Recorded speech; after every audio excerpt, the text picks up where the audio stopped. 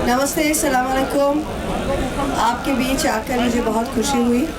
मैं ज़्यादा बात नहीं रखूँगी, पर मैं तृणमूल कांग्रेस की तरफ से यहाँ पे आई हूँ और हमारे लीडर ममता बनर्जी, आप सबको पता है कि वो पहले दिन से ये वक्फ अमेंडमेंट के ख़िलाफ़ हमारे सारे ताकत लेके इस बिल को हम अपोज कर रहे हैं। जो हमारे सिलेक्ट कमेटी में गया है, वहाँ पे हमारे जो नदीमुल हक और कल्याण बैनर्जी जो हमारे तरफ से रिप्रेजेंट कर रहे हैं, उन्होंने बहुत हार्ड लाइन लेके बहुत टफ टॉकिंग करके इनकी अपोजिशन किया है। और हमारे पहले नासिर भाई भी कह रहा था, नासिर भाई के वर्ड्स में मैं फिर से दोहराती हूँ कि ये आप सब समझ गए हैं, देश के जितने मुसलमान हैं वो तो समझ गए हैं, और देश में जो नॉन मुसलमान हैं, सब नॉन मुसलमान ये नहीं चाहते कि मुसलमान को कुचल के रहे। नॉन मुसलमान के ज़्यादातर लोग ये चाहते हैं कि हम एक हार्मोनियस सेक्युलर देश में रहें, और उन लोग में भी ये अभी जो सेंस है वो आ गया है कि ये बिल सिर्फ मुस्लिम्स को डिसएनफ्रेंचाइज करने के लिए है। जो वक्फ प्रॉपर्टीज़ है, ये मुस्लिम्स को उनके कम्युनिटीज़ के थ्रू में उनके प्रेयर्स के, उनके मस्जिद्स, उनके एरियाज, उनके halls Muslims have given for the community, and this is something, this is sacred in law and has to be protected. इस बिल क्या कर रहा है? The main thing is, इस bill is drawing a line कि आज से, जब से ये बिल अमेंडमेंट पास हो जाएगा, अब से कोई वक्फ प्रॉपर्टी नहीं रहेगा। हर वक्फ प्रॉपर्टी को नई तरह से फिर जाके कोई भी डीएम, कोई भी डीसी उसको कुछ बना सकता है। तो ये जमीन, मुसलमानों का जमीन हड़पने का एक प्लॉय के अलावा और कुछ नहीं है। ये साफ सुथरा कहना चाहिए, ये साफ चदरा बोलना चाहिए। और एक चीज जो है, इन लोग कह रहे हैं कि वक्फ बोर्ड में वो नॉन मुस्लिम्स ले रहे हैं। हम आपको पूछते हैं, हम सेक्युलर कंट्री के हैं, सेक्युलरिज्म में विश्वास करते हैं, पर इस देश में आप जाइए ना, राम जन्मभूमि बोर्ड में बोलिएगा 2 मुसलमान डालेंगे, डाल सकते हैं। आज हमारा जो हिंदू का, बंगाल में जो हमारा कालीघाट का हिंदू का बोर्ड है, हम डालेंगे मुसलमान उसमें? नहीं डालेंगे। शिरोमणि गुरुद्वारा प्रबंधक कमेटी SPGC, वहाँ पे आप बोलिएगा मुसलमान डाल लें, मुसलमान डाल सकते हैं, आप मानेगा?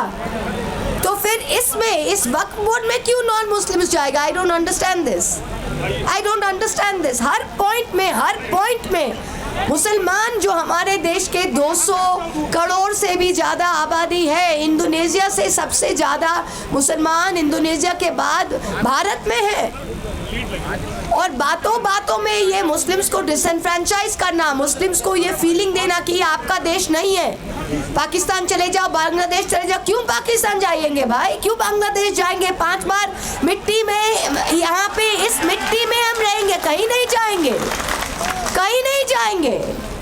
उनको जाना है वो जाए, हम कहीं नहीं जाएंगे। और वो चाहते ही है कि मुस्लिम्स को इतना डिसएनफ्रेंचाइज करे, इतना एक घर करे, इतना गेटोवाइज करे कि एक इलाके में सब मुस्लिम्स है, कहीं मुस्लिम्स को घर के टेनेंसी ना मिले, एक इलाके में, एक बिल्डिंग में मुस्लिम को घर के इलाके ये नहीं मिले, मुस्लिम को जॉब नहीं मिले। जिस प्रोफेशन में मुस्लिम्स काम करते थे, धीरे उस प्रोफेशंस में उन लोग ने हस्तक्षेप लेकर लिया है। अभी आप देखिए, ड्यूरिंग होली, आप देखे थे, होली में कह रहा है कि कोई मुस्लिम घर के बाहर मत जाएगा। तो यूपी के वर्दी पहना हुआ पुलिस ऑफिसर कोई कह सकता है कि कोई मुसलमान बाहर नहीं जा सकता है होली के दिन? हाँ, आप कोई पूजा के दिन, आप कोई ईद के दिन किसी हिंदू को बोल सकते हैं कि आप बाहर मत जाइए? हो सकता है क्या? तो ये जो रेटरिक है, ये डिवाइड एंड रूल, ये बीजेपी समझ गया है कि जितना डिवाइड एंड रूल करो वो 60% हिंदूज जो है उसको एकदम एक साइड करके उनका 50% वोट से हमको जीतना है। यही उनका, there is no more fig leaf any more. मेरा हिंदी इतना अच्छा नहीं है, पर I hope you understand what I am saying. पर अभी कोई आंखों की जो शर्म है वो भी नहीं है। जो चीज़ 30 साल पहले ये चुप चुप के कमरों में बोलते थे, आजकल माइक लगा के कैंपेन में खुल्लम खुल्ला बोलते, खुल्लम खुल्ला बोलते। और क्या समझते? और ये सिर्फ, मैं तो कहती हूँ, ये सिर्फ मुसलमान का ड्यूटी नहीं है कि इसके खिलाफ खड़े होने का। हर right thinking person in this country has to stand up. Every right thinking country is to stand up. ये जर्मनी में ऐसे ही शुरू हुआ था। जब रोमनीज के लिए आए थे तो बोले मैं रोमनी नहीं हूँ, मैं चुप हूँ। जब पोल्स के लिए आए थे तो मैं पोलिश नहीं हूँ, मैं चुप हूँ। जब चेक के लिए आए थे तो मैं चेक हूँ, तो मैं चुप हूँ। कल आपके लिए आएंगे, कल मेरे लिए आएंगे, फिर क्या होगा? फिर क्या होगा? ये तो लोगों को समझना चाहिए ना। This Waqf bill is an extremely dangerous bill. ये bill in its present form ये बुलडोज करके ला तो सकते हैं, पर लाने के बाद जब ये पार्लियामेंट में आएगा, हम सब सारे पार्टीज इसका बहुत सख्त विरोध करेंगे। And we will never allow the implementation of this. We will never allow the disenfranchisement of this. हम लोग क्या देखते नहीं है? हर इलेक्शन में, बाई इलेक्शन में रामपुर कैसे जीत गए भाई? कैसे जीत गए रामपुर? मुसलमानों के घर से बाहर नहीं आने दिया वोट में। सांबल में क्या करते? जो ये करो वो करो, वोट नहीं करने देते। हमारे जैसे अभी डबल एपिक कार्ड मिल रहा है। कहाँ पे मिल रहा है डबल एपिक कार्ड? मुर्शिदाबाद में, दिनाजपुर में। नाम किसका मिल रहा है? मोहम्मद खान। नाम किसका मिलता है? मुर्तजा आलम। तो मतलब क्या, इनको ही डिसएनफ्रेंचाइज करना है? ये सारे बूथ्स को वो नोट करके डिसएनफ्रेंचाइज कर रहा है। This is a very very big Machiavellian programme. और ये हर लेवल पे, ये सिर्फ एक ममता दीदी या एक अखिलेश के का संभव नहीं होगा। ये हम सब जब जमीन पे जाके we fight it at every level, that is the when we will understand this. Peaceful means, secular means,